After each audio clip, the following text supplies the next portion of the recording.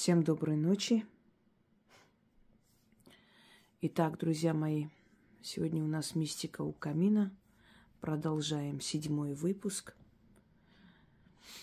Хочу вам напомнить еще раз, что вы можете свои мистические истории отправить Яне любой день, кроме выходных, до 10 вечера.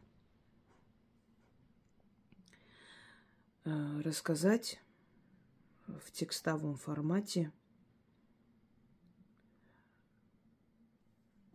внятно, и я зачитаю вашу историю, отвечу.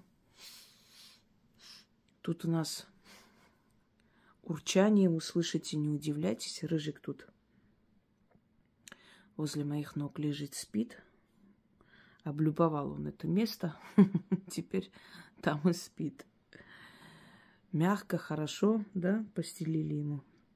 А внизу наши собаки храпят, как дедушки старые.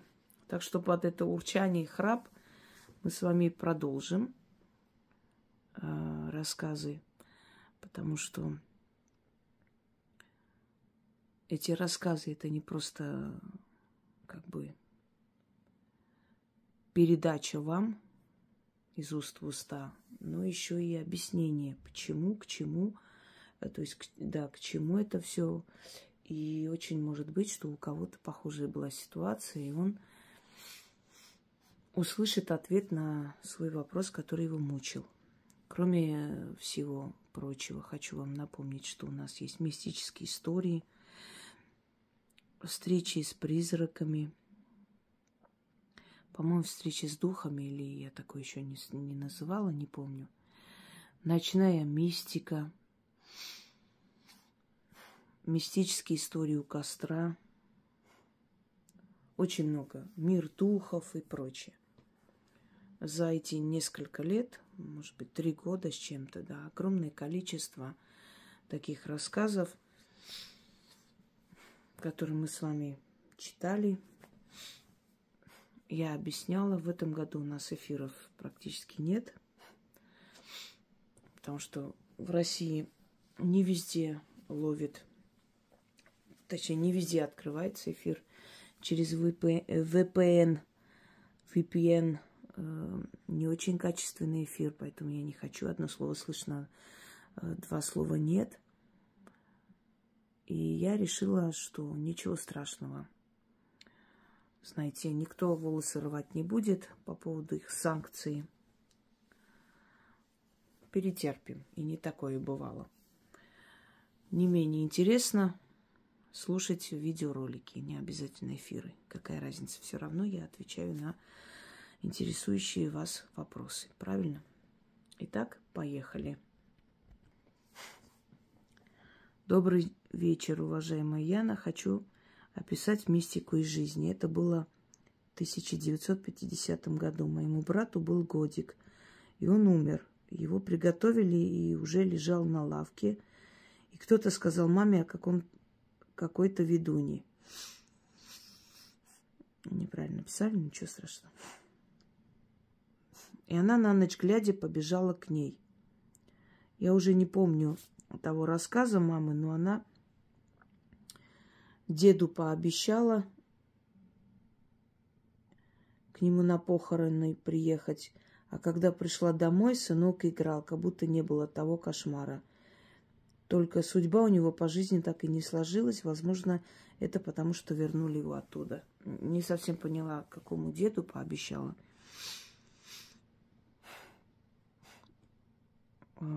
К ведуне или к ведуну, наверное, побежала. Ну, хорошо, к ведуну, может быть. Значит, хочу вам сказать, что есть очень могущественные колдуны, были и будут.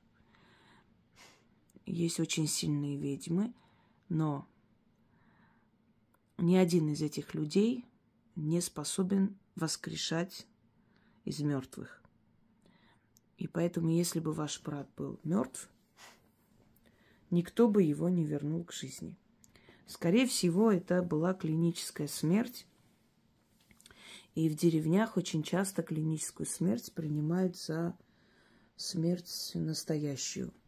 У нас в селе был случай в детстве моем, я слышала когда похоронили молодую женщину, и она пришла во сне к своей матери со словами: «Мама, зачем ты меня похоронила живьем?» Она с утра встала, подняла крик, собрала мужиков, заставила выкопать ее, потому что там прошло после похорон несколько дней всего лишь. И когда открыли гроб, увидели, что она, вся обшивка изнутри гроба была разорвана, она перевернулась и умерла. То есть задохнулась там.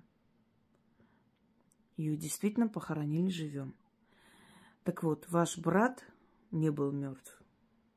Никогда никому такое не говорите, что он был мертв, и его воскресили, что вернул к жизни ведун.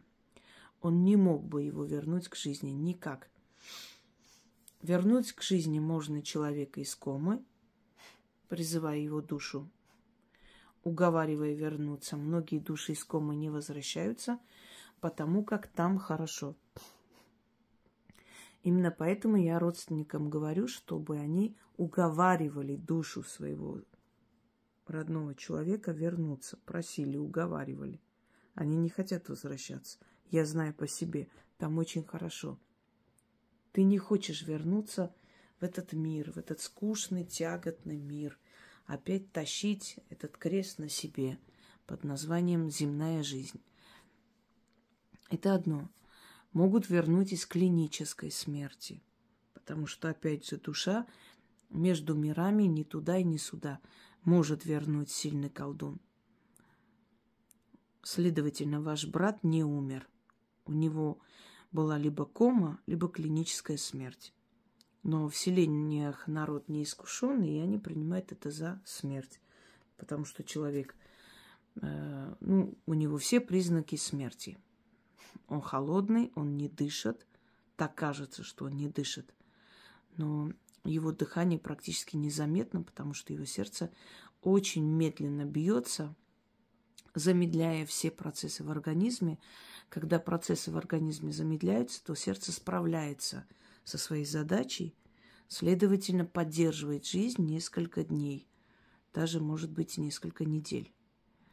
А этого очень сильно боялся Гоголь. Сегодня как раз я об этом вспоминала. Он ужасно боялся быть захороненным живем. И его действительно живем и захоронили. После это было доказано. И он очень просил своих друзей не хоронить его до того момента, пока не будут явные трупные признаки. Вот тогда только хоронить. Он очень боялся, что его живем похоронят. И этот страх, видимо, был не на пустом месте. Может, его во снах предупредили, может, какое-то внутреннее сознание, ощущение. Кроме того, он был мистик, и очень может быть, что потусторонний мир каким-то образом все же давал о себе знать и предупреждал. И его все же, его страхи оправдались, его похоронили живем. Вот именно для этого и существует морг, когда возят человека туда. Много было таких случаев, когда резали сначала, прежде чем открывать, то есть раскрывать человека, да, полностью, делают надрез. И если пошла кровь, значит, человек жив, организм еще живой. В Индии от укуса какого-то скорпиона или змеи, сейчас не помню, может, и то, и другое, наступает полный паралич. Сознание есть, но человек ничего делать не может. Он не может ни глаза открыть, ни говорить, ни шевелиться, ничего. И он слышит, что его готовят к сожжению. И так очень много живых людей было сожжено. Потому что думали, что он умер. А там особо не практикуется морг. Точнее, совсем не практикуется. Вот с этой стороны я все-таки сторонник того, чтобы человека перед смертью отвезли в морг. Потому что много бывает случаев, когда возвращают к жизни. Просто видят, что человек живой. Ну, может, для этого и существует вся эта процедура освидетельствование смерти и прочее. Живой был ваш брат. То, что у него жизнь пошла не так, это не потому, что его вернули из мертвого мира, вот поэтому. Там могут быть разные причины. Сейчас мы не будем в это углубляться. Может быть, он был проклят изначально, поэтому его судьба так и складывалась. То подумали, что умер, то в кому впал, то еще что-нибудь. У таких людей изначально тяжелая судьба. Они тяжело рождаются, у них всю жизнь, то есть всю жизнь приносят проблемы своим родителям, и так проблемно и живут, и уходят. Пойдемте далее. Добрый день, дорогая Инга и Яна. Хочу рассказать мои мистические истории о встрече с призраками. Мне было 18 лет.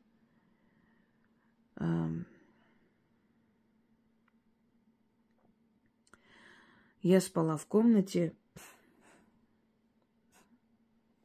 Сейчас, секунду. Мне было 18 лет, я спала в комнате в 03:04 часа ночи. Мне как будто кто-то очень нежно разбудил. Знаете, этот кто-то как будто сам очень нежно открыл мне мои глаза. Смотрю, передо мной стоит старик. Одежда белая, длинная, вижу бороду, волосы до плеч. Я так поняла, что этот некий хотел, чтобы я его увидела. Смотрели друг на друга несколько секунд, но я не побоялась. Смотрела и не верила своим глазам. Вдруг он стал по пространству перемещаться. Смотрю, нет ног и не касается пола. А перемещается, перемещается, как облако, к окну и растворился в темноте. Побежала к окну, чтобы увидеть, куда он пропал, но никого не было. Кто это был, для чего пришел ко мне, что хотел сказать, я так и не поняла. Заранее скажу, что после этого у меня ничего такого не произошло. Кто это мог быть? Кто угодно мог быть. Мог быть ваш пращур, прадед. Быть может, вы старший внук в семье своей бабушки в тот момент были. Или внучка, да. И он мог прийти просто посмотреть на вас. Он захотел посмотреть на свое продолжение. Мы не можем точно сказать, кто это может быть, потому что духи могут принимать любое обличие. Понимаете? Если после этого ничего такого страшного не произошло, скорее всего, мое предположение, опыт подсказывает, потому что таких историй я немало слышала, это, скорее всего, предок. Ваш далекий предок, родоначальник, может быть, в каком-то поколении. Потому что если дойти до Адама и Евы, это очень долго. Но обычно каждые 7 поколений род обновляется. И вот тот, который был родоначальником, после которого 7 поколений пошло, да, он считается пращур 7 поколений. Но есть более старые, более древние пращуры. Дальше. Другая история. Были у меня очень трудные времена. Я оставалась одна со своими 2 маленькими детьми. Надо было как-то накормить и параллельно учиться, чтобы найти нормальную работу. Ну и после учебы было трудно найти работу. И почти каждый день по ночам плакала от безысходности. Вот и в очередной раз, когда дети спали, я сидела около них и плакала. Вдруг чувствую, что какая-то рука на моих коленях.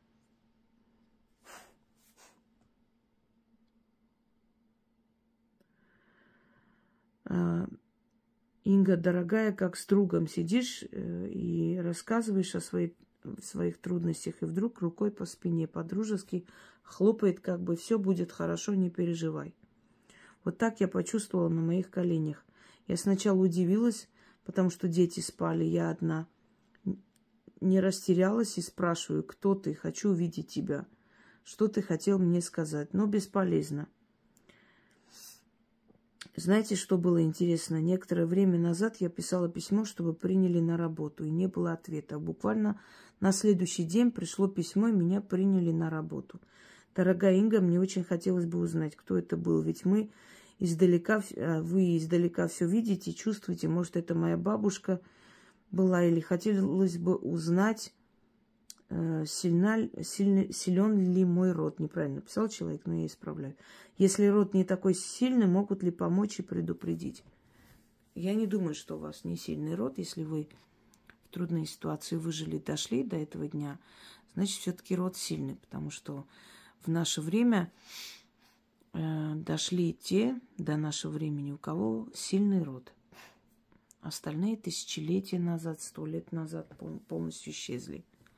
Это первое. Второе. У меня была такая ситуация в жизни, когда точно такое же отчаяние, безысходность. Мне только похлопали по спине. Вот так вот, по-дружески. Тоже было очень тяжелое время. Мне тоже так похлопали по спине, и через некоторое время этот вопрос решился. Это ваш хранитель. Это сила, которая смотрит на ваши страдания, но не имеет права вмешиваться до поры до времени.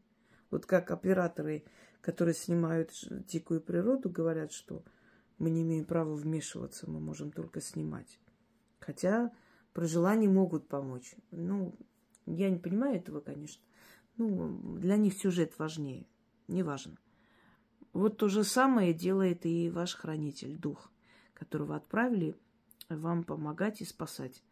Он не имеет права вмешиваться до поры до времени, пока вы определенные испытания не пройдете. И когда уже подходит момент, что это испытание пройдено, теперь можно вам помочь, он мог вас успокоить, дать знать о том, что вы не одни, и что он присутствует в вашей жизни, и скоро все будет хорошо. И, собственно, вы говорите, что так и случилось.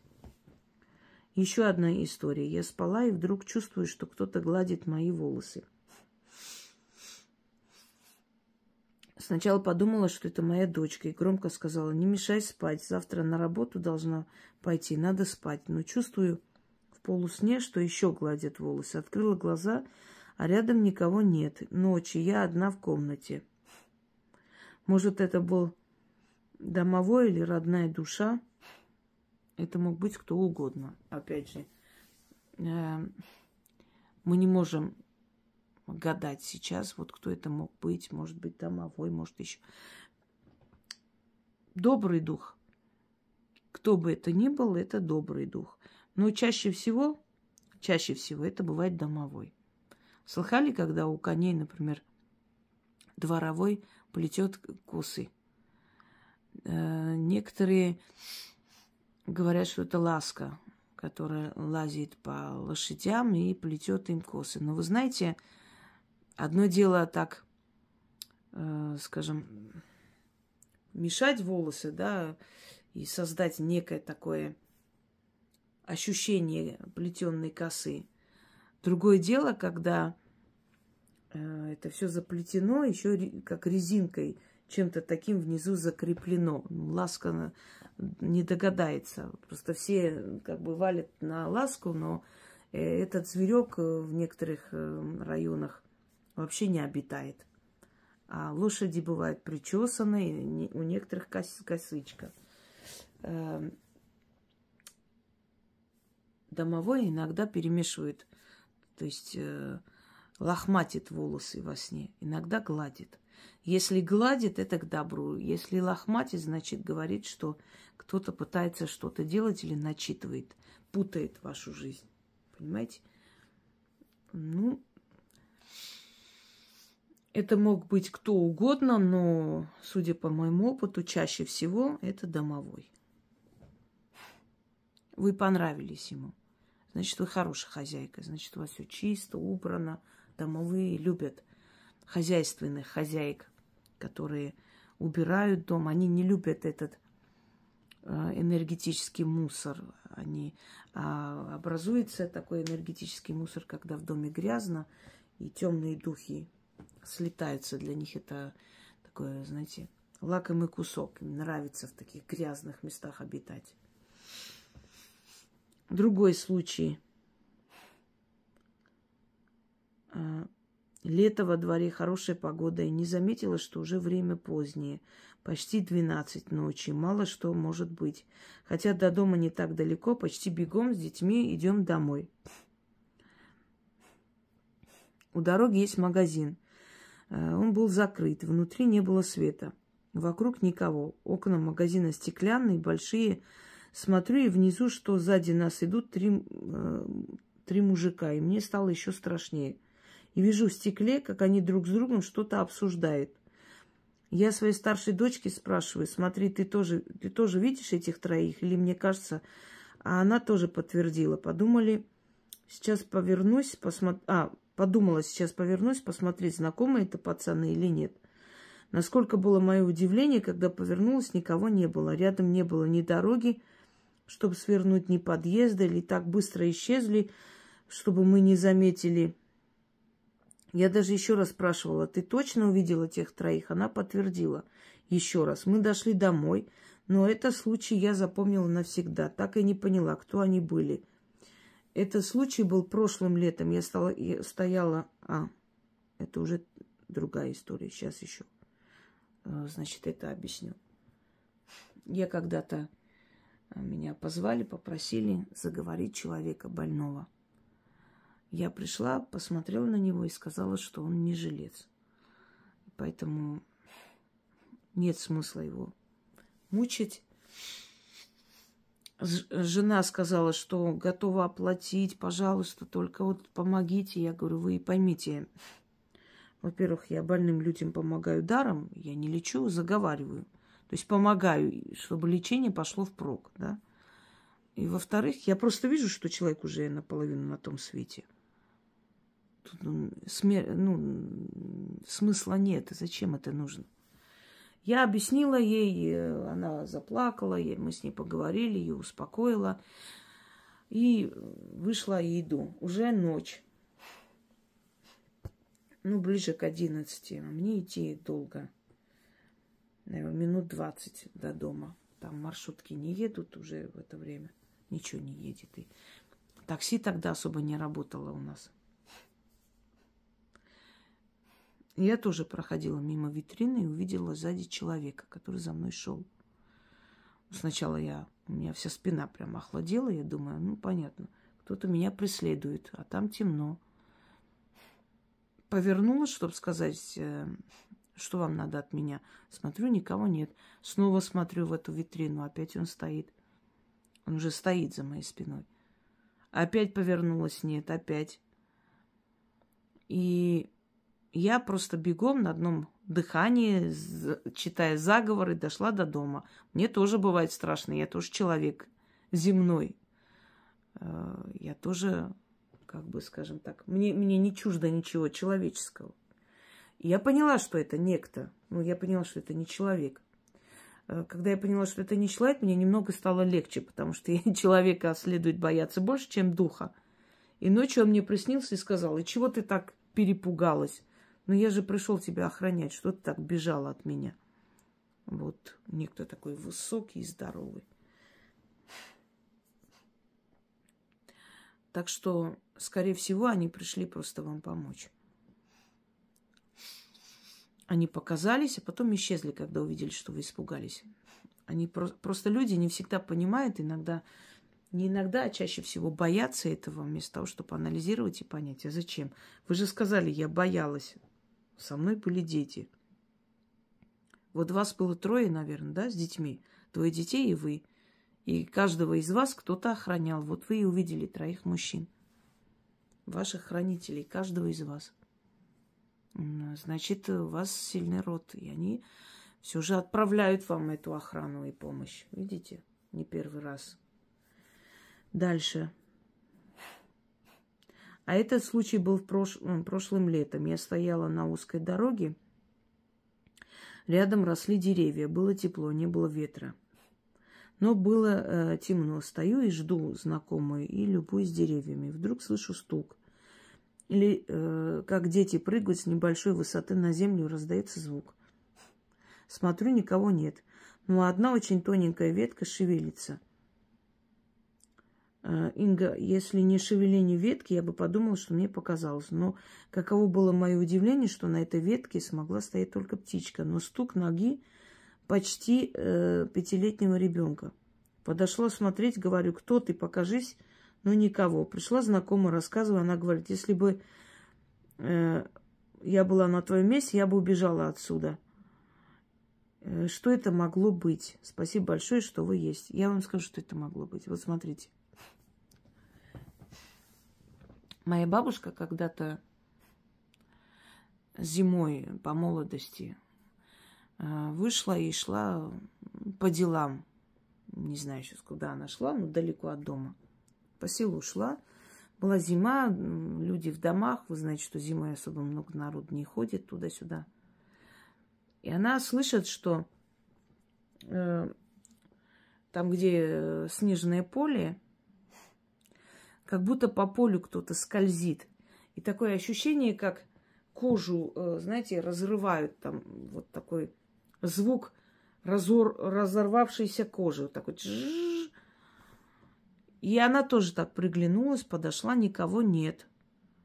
А этот звук идет из поля снежного. Испугалась, вернулась домой. Рассказала моей прабабушке, то есть свекрови своей, что звук какой-то, никого не видно, а вот как будто кто-то скользит, и вот этот вот. И она сказала, да не бойся ты, это духи катаются на коже, на кожаной какой-то там, как она сказала, сейчас не помню. Одним словом, катаются, и поэтому этот звук ты слышишь, что скользит, и как кожа, звук кожи. И она сказала это очень спокойно, без паники. Духи катаются, не бойся. Вот и я вам говорю, духи катаются. Души ушедших катаются. Может быть, возле этого дерева мальчик когда-то погиб.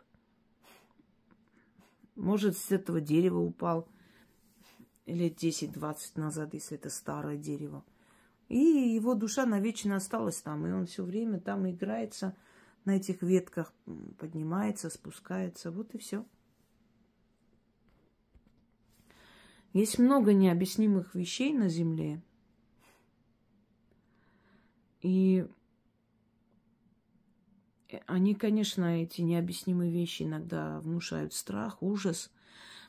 Но когда вы не знаете, как это объяснить, просто воспринимайте спокойно, проходите мимо. Ведь они живут рядом с нами и в пространстве, так же, как и мы. Имеют такое же право жить в мироздании, как и мы. Кто сказал, что это наша собственность? Здесь миллиарды различных существ обитают. Пойдемте далее. Здравствуйте, дорогая Яна и Инга. Хочу рассказать вам мистическую историю. Может, мне повезет. Инга, когда-нибудь, может, прольет свет на то, что это было. Вот повезло вам.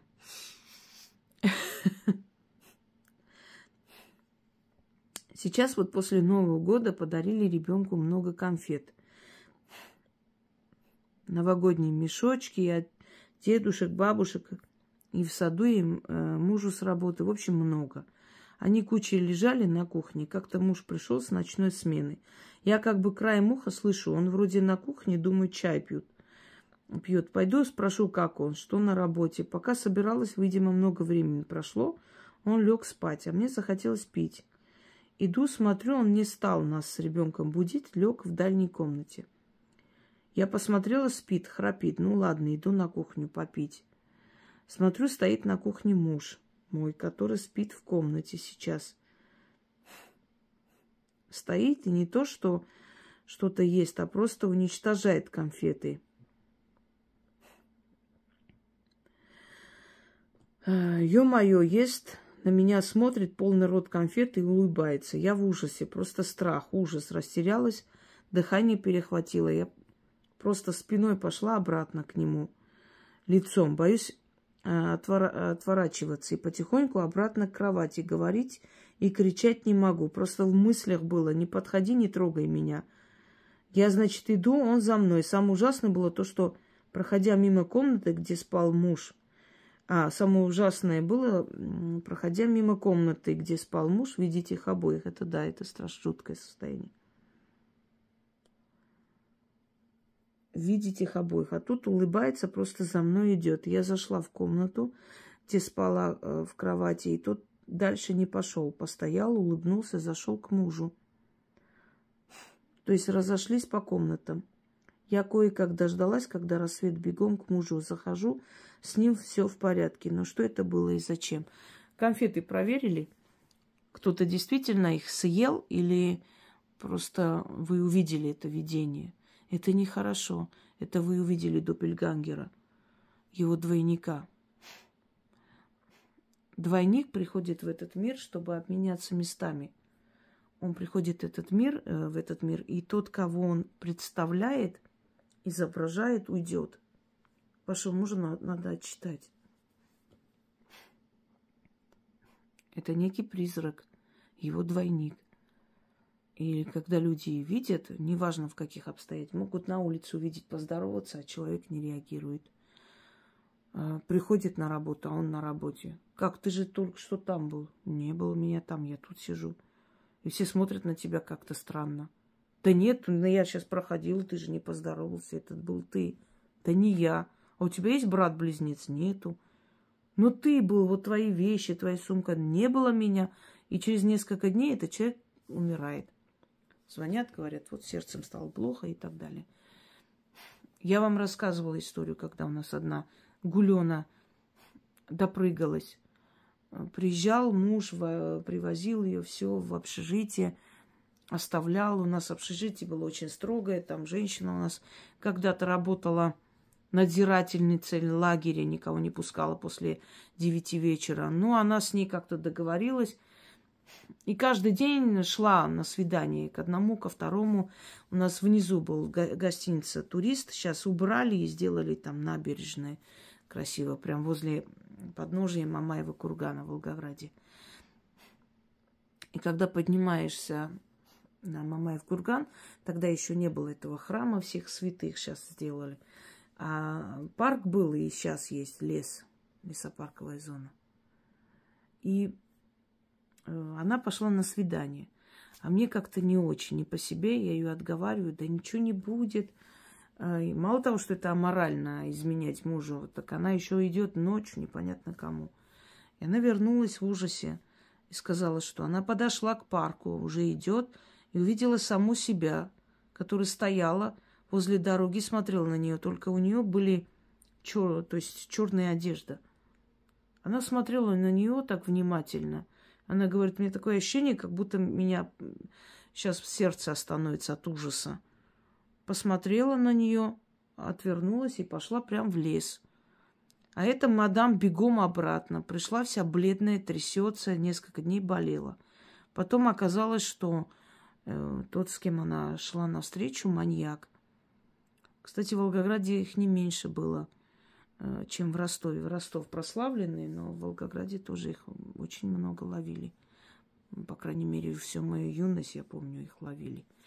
И на этот случай этот двойник спас ей жизнь. Она просто... То есть этот двойник показал ей, что будет с ней, если она пойдет в этот лес. Это опасно. Надо отчитать вашего мужа, и надо дом очистить. Он поселился, он пришел, и он так просто не уйдет. Даже если бы вы крикнули, никто бы не проснулся. Он бы вам ничего не сделал, по сути. Он просто пришел, показался и сказал, что скоро обменяется местами с вашим мужем. Понимаете, это не обязательно сегодня, завтра, через месяц. Это может быть в течение года, 2. Но это случится. Так.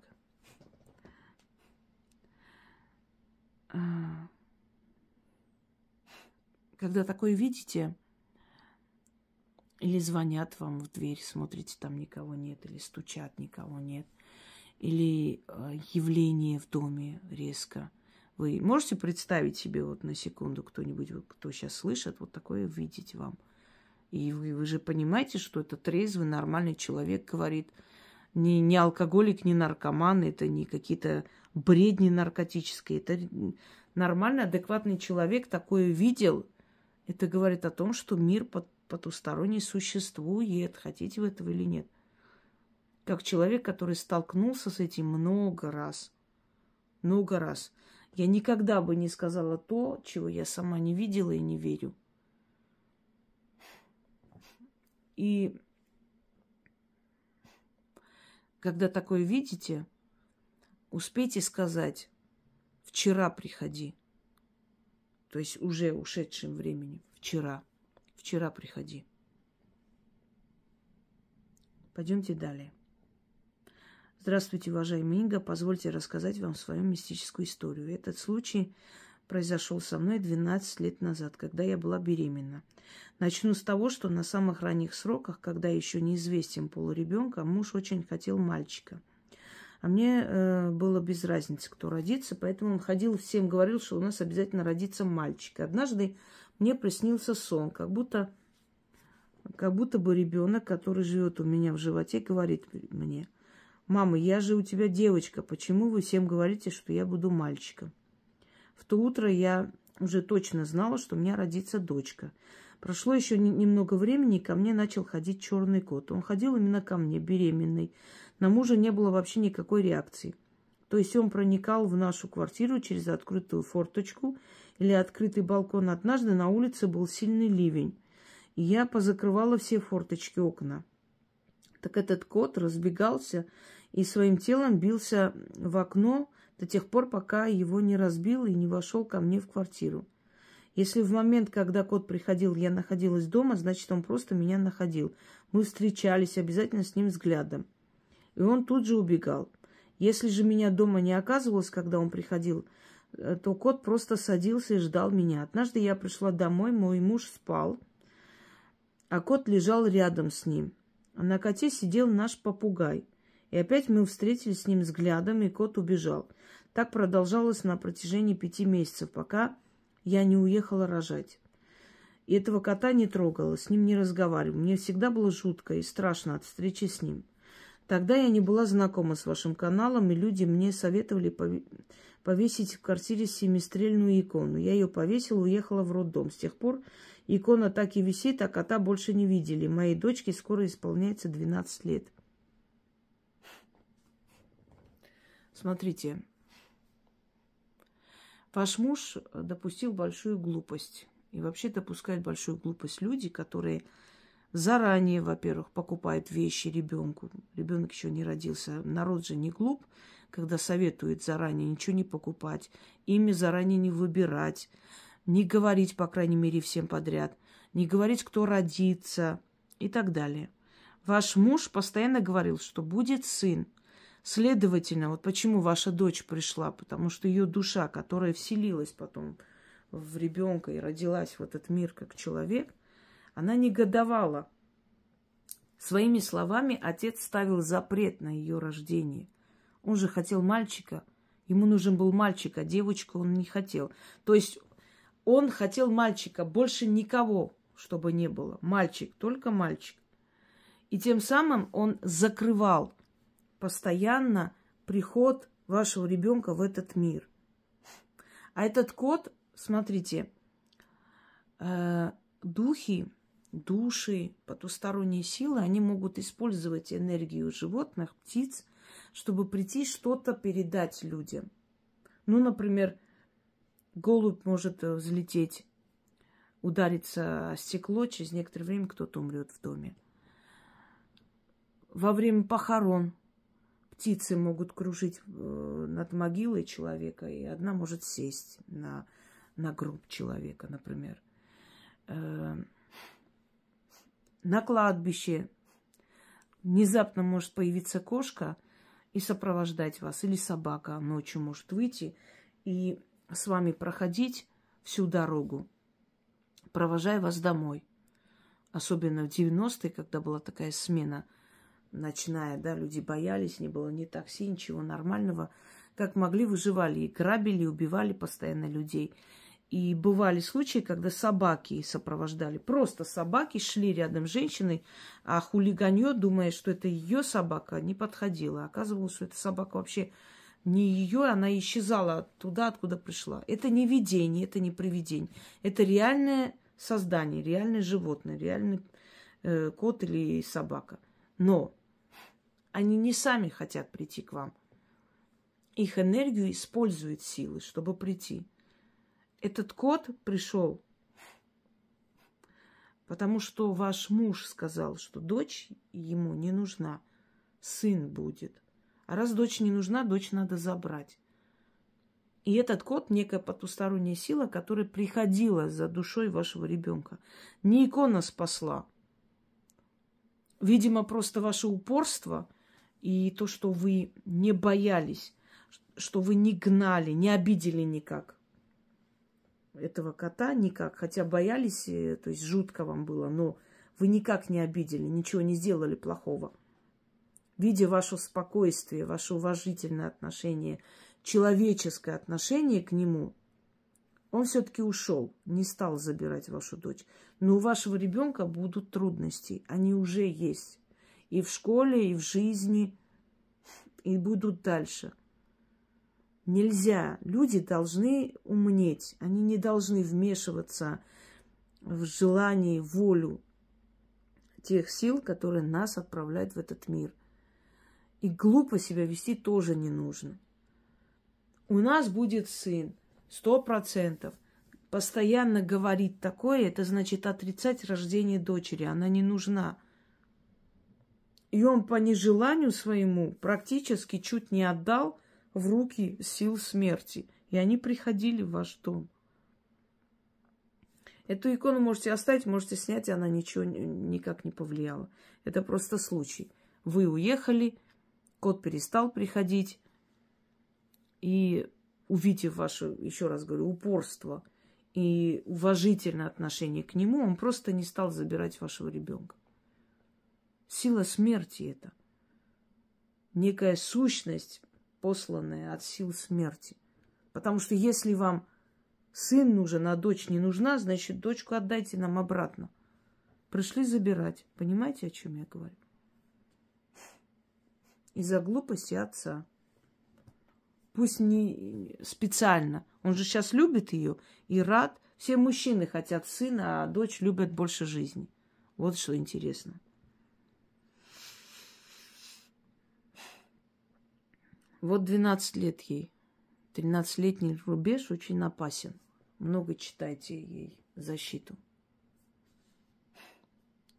Здравствуйте, уважаемые Инга и Яна. Спасибо за интересный, весьма познавательный канал. Моя история такая. У моего супруга была бабушка, дама весьма с непростым характером. С самого начала наши с ней отношения не заладились, и несмотря на то, что за некоторые качества я ее по-своему уважала, мы с ней находились в состоянии холодной войны, периодически переходящей в активное наступление. Через некоторое время мы с супругом приобрели свой дом и переехали. С бабушкой супруга я больше не общалась. 5 лет назад она умерла. И я помогала свекрови, вот она меня просто золото. Организовать поминки после похорон. 4 года было все спокойно. А потом бабушка начала мне сниться с завидной регулярностью. Я спрашивала у супруга со свекровью, не снится ли им бабушка. Но им не снилось ни разу. Сначала сны были хорошими, потом не очень. В последних снах бабушка плохо выглядела. Я знаю, что покойники часто снятся, чтобы их помянули. Но эта женщина в свое время столько крови мне выпила, что от снов я просто отмахивалась и жила дальше. Пока мне не приснился такой сон, что отмахнуться не получилось. Я была в каком-то очень древнем каменном храме. Было темно, и на стенах горело несколько факелов.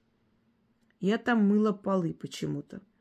А потом я услышала жуткий смех и женский голос, как раскат грома. Она спросила меня, не страшно ли мне находиться в храме темных богов.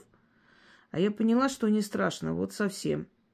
И я ответила, что нет, и что я чту темных богов так же, как и светлых. Тогда мне ответили, хорошо, проходи.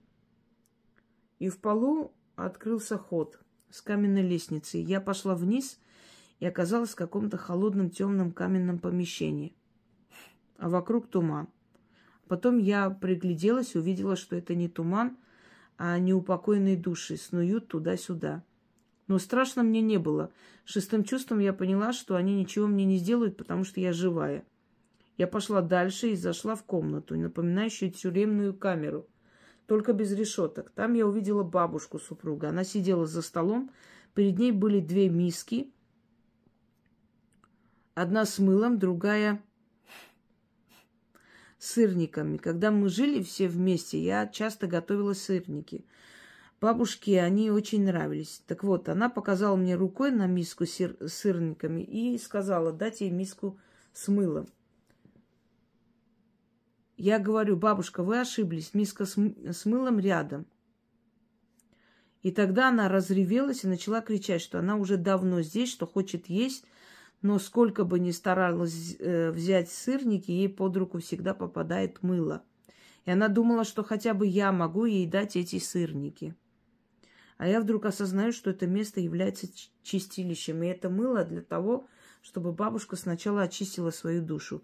Я начинаю ее уговаривать, чтобы она все-таки взяла мыло, чтобы очиститься. Но она опрокидывает миску с мылом и кричит, что не хочет этого делать. И я просыпаюсь. В общем, я рассказала все мужу и попросила его, чтобы он помянул бабушку, так как достала она меня уже во снах приходить. Я пожарила целую кучу сырников, муж отвез их свекрови, та раздала по соседям. На следующий день мне звонит свекровь и говорит, что ей приснилась бабушка, подарила ей во сне красивый букет, сон был яркий, а бабушка довольный. Прошел год, больше бабушка никому не снилась. У меня 3 вопроса. Что это вообще такое было? Почему бабушка приходила именно ко мне, а не к своей дочери, любимому внуку, учитывая наши отношения? И почему после она свекрови приснилась, а мне даже не сказала, учитывая, что я у плиты целый час ее треклятые сырники жарила. С уважением, Юлия. Первое. Она снилась вам потому, что она обидела вас больше всех. Вот моя собака начала там тявкать. Эх, ночью снимать такие темы не очень хорошо, но ничего. Сейчас пойду узнаю, что там случилось, и приду. Видать, кого-то увидела. Итак, продолжу, потому что... Ну, он там чего-то видит каждый раз, когда я снимаю. Немножко активность начинается в доме. И вот наш песик начинает там тявкать. Итак, почему она к вам пришла? Потому что она обидела вас больше всех последние годы. И, скорее всего, ей сказали, что нужно отмаливать у вас прощение, если она хочет, чтобы ее там простили и пустили ее дальше. То, что вы увидели чистилище, скорее всего, так и есть. Оно по-разному приходит и по-разному показывается. Но это тоже один из вариантов чистилища, кстати говоря. Почему раздают еду и как это может дойти до умершего? В древние времена считалось, что через энергию живых мертвые берут то, что хотят. Ну, вот, например, любимое блюдо делают, там, готовят, садятся, кушают, да. Считается, что это дань памяти человека. Вроде они сами едят, но для него делают. Потому что мертвый может насладиться только через энергию живых, своих родных, близких, соседей, знакомых. Берет от них эту энергию и насыщается. Поэтому, когда хотят помянуть или хотят помочь душе, или дать любимое блюдо, или то, что, скажем так, то, что она просила во сне, обычно раздают соседям и знакомым. И тем самым это все доходит и до покойной души. Так что вы правильно сделали. И я вам ответила. Вы увидели это чистилище. Она приходила к вам для того, чтобы... Потому что вас обидела больше всего. А потом, когда вы сделали то, что она просила, ей просто запретили дальше вам сниться. Она уже отмолила перед вами. То есть получила ваше прощение. Вы же для нее это сделали, эти сырники, чтобы раздать. Все. И ей больше просто не позволили вас беспокоить. Она довольна, ушла. Так, теперь давайте последнюю историю, наверное, прочитаем на сегодня. На всякий случай я отмечу, чтобы потом помнить, где остановилась. Итак. Уважаемые Инга и Яна, здравствуйте. Хочу поделиться историей. В середине апреля этого года, примерно за неделю до родительского дня, умерла одна знакомая женщина нашей семьи. Накануне родительского дня я думала о ней, и через какое-то время в дом через балконную дверь залетел воробей. Он был... Ой. Он был спокоен.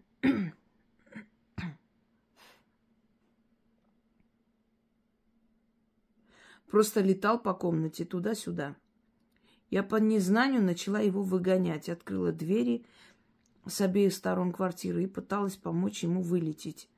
Долго мне это не удавалось, но когда он все-таки вылетел, я быстро закрыла дверь, но потом заметила, что он еще пару минут бился клювом в дверь. Ой, это кофе, наверное, опять. Я вынесла хлеба, думала, может, голодный, больше я его не видела. Я старалась не придавать этому никакого значения, но в конце недели мы уехали на отдых. А когда вернулись, не смогли зайти в квартиру. Замок заклинило. Попасть в дом мы смогли только на следующий день. Спустя 2 месяца у мужа украли ключ от квартиры. А когда принесли новый, перепутали адрес получателя. Но мне удалось его найти. Через пару дней после этого я играла с ребенком на балконе, как вдруг в мою сторону полетел воробей. Задел меня по голове и улетел. Видимо, хотел залететь в квартиру, но я сидела у двери, и ему не удалось. Уважаемый Инга, скажите, есть ли в этой истории плохое предзнаменование, или это совпадение? Теперь смотрите. Украли ключи вашей квартиры. Смерть этой женщины никак не связана с воробьем. Может быть, отчасти и предупреждали, что и такое может быть, но в любом случае ее смерть, ничего не решала ни в лучшую, ни в худшую сторону вашей жизни, поэтому насчет нее мы сейчас не будем говорить. Силы используют, как я уже говорила, энергию животных, чтобы предупредить, помочь, сказать, опередить и так далее. Вы сами сказали. Теперь смотрите, воробей прилетел и пытался о чем-то вас предупредить, и вы выгнали. Внедрение внезапное. Потом воробей начал стучаться в дверь клювом, да? Это что означает? Силы хотели сказать: будьте осторожны, через дверь могут к вам прийти незваные гости. Заклинил замок. От чего, как вы думаете? Потому что пытались открыть. Когда пытаются открыть и не могут открыть, там что-то потом клинит. То есть испортили внутри замок, поэтому заклинило. И вы не смогли попасть в квартиру. Потом снова воробей пришел и вас предупредил. Или после этого ключи, украли. Для чего украли? Чтобы зайти в вашу квартиру. Один раз пытались какими-то другими ключами открыть, не получилось. Второй раз уже украли, чтобы прям этими ключами зайти. Поменяйте эти ключи.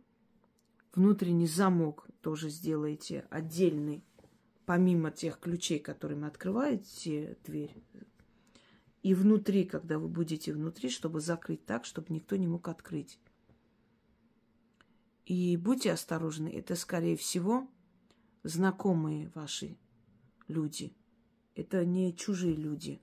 Они знают, где им взять у мужа ключи и так далее. Вас предупреждают, что могут зайти в вашу квартиру. И это может закончиться плачевно. Начитайте защиту. Будьте осторожны с ключами. Сделайте другой замок. Несколько замков, несколько ключей внутри.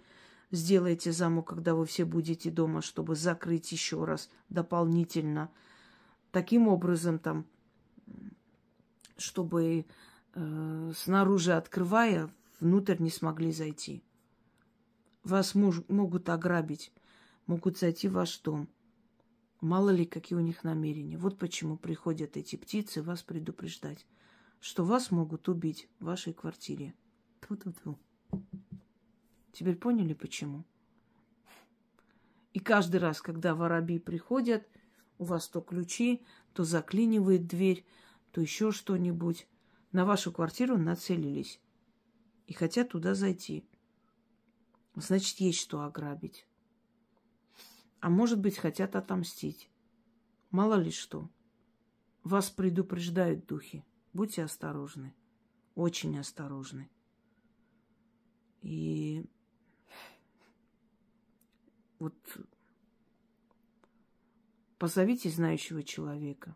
Пусть посмотрит все эти замки. И своего человека, доверенного, доверенного. И так пойдет. Объясню, почему. Чаще всего те люди, которые делают замки, на всякий случай делают и дополнительные ключи. Эти люди иногда работают с домушниками, дают им наводку. Не сразу же, через месяц могут это сделать. И вы никогда не узнаете, как это случилось. Понимаете? Очень много недобросовестных, конченых людей, которые зарабатывают свои деньги, не считаясь чужим горем. Иногда вы совершенно не подумаете на человека, а он окажется таким подонком, что не дай боги. Будьте очень осторожны. Это вам предупреждения идут с потустороннего мира. Причем конкретное предупреждение о смертельной опасности. На этом все. У нас еще есть мистические истории. Я уже вам сказала, объяснила, как их отправлять. Всем удачи, всех благ и берегите свою жизнь и своих близких в нашем непростом мире.